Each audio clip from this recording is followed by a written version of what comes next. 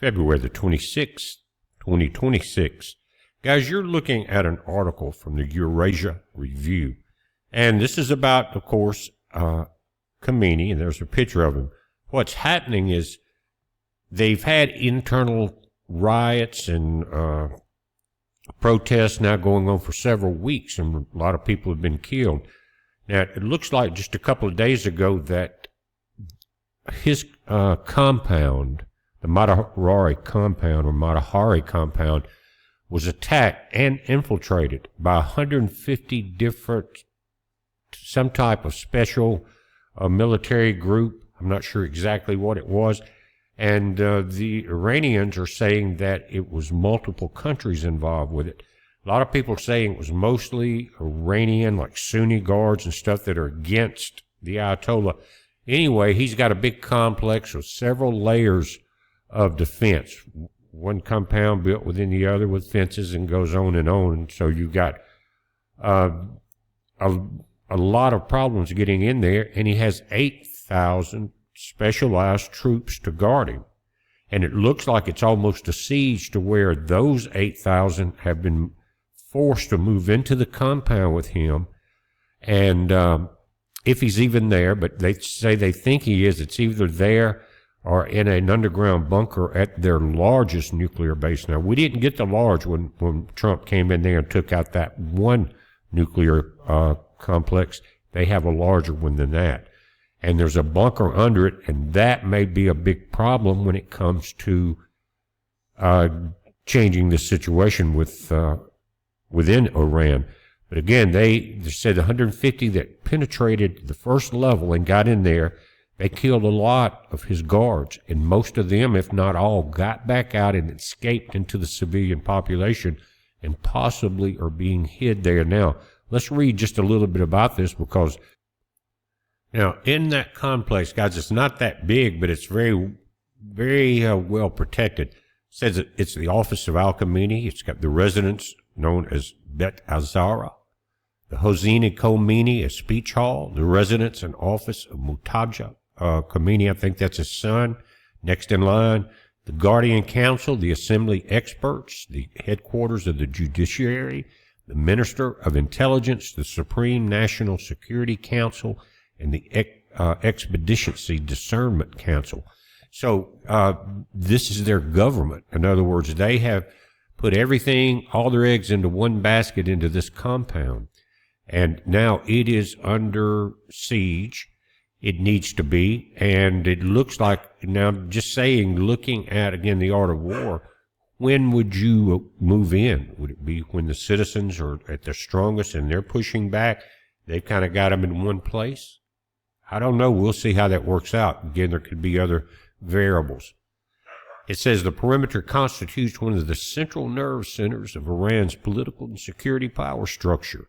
They talk about the defensive architecture. It says prefabricated, reinforced concrete wall over 4 meters, metal anti-drone and anti-projectile barriers, internal compartmentalization.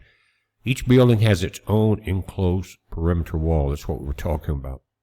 Now, it's got electronic surveillance all around it, 17 rotating cameras, advanced frequency detection devices.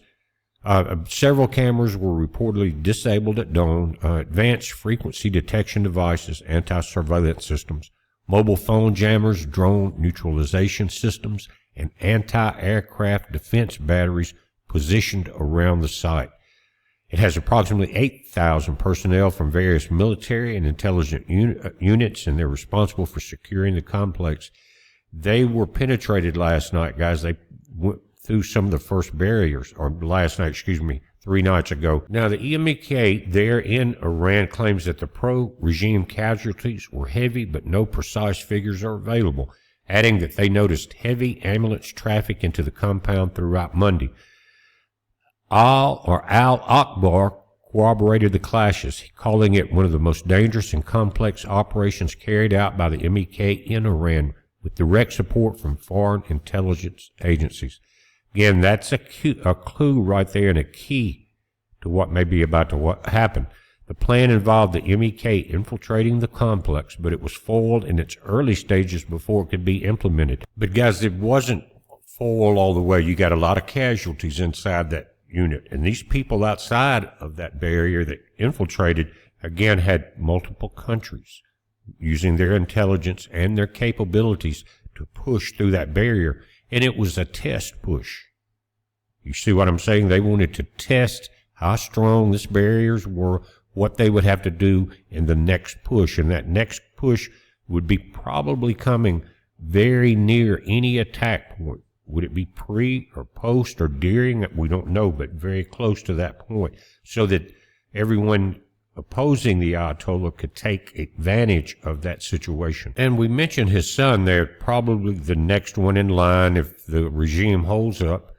They're saying the kill orders against Khamenie, his son, and reports flag Trump's Iran opinions. This is coming from NDTV World. They, the Pentagon, have something for every scenario. One scenario takes out the Ayatollah and his son and the mullahs, a Trump advisor said. And that's what you call decapitating the head of the snake. If that's their plans, then he needs to be in that bottom bunker along with his son, or maybe they want to split up so they would have a designated survivor. Who knows? But the regime is pretty brutal on its own people, and that's what I have against it. And so to free the Iranians, it would be a good thing. I don't like foreign wars. I don't like getting involved in them. But this has to do with, of course, some oil, but also the nuclear powers of Iran. And they have proxies where 3 of them were in Venezuela, probably all over the southern border. What would be their problem, or what would be our problem with them?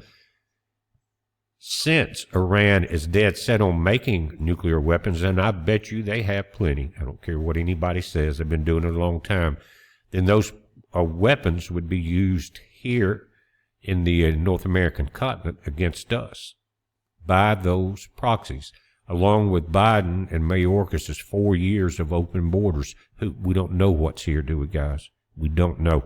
Here's what I want you to do. I've got a short clip. I'm not going to play the whole thing. It's a few seconds of the point where they were trying to storm, and they finally did storm into this Matahari complex. Just wanted to update you guys. Check out this short video. We're watching. You watch it. Let me know in the comments what you think about it, and when do you think there may be a possible move.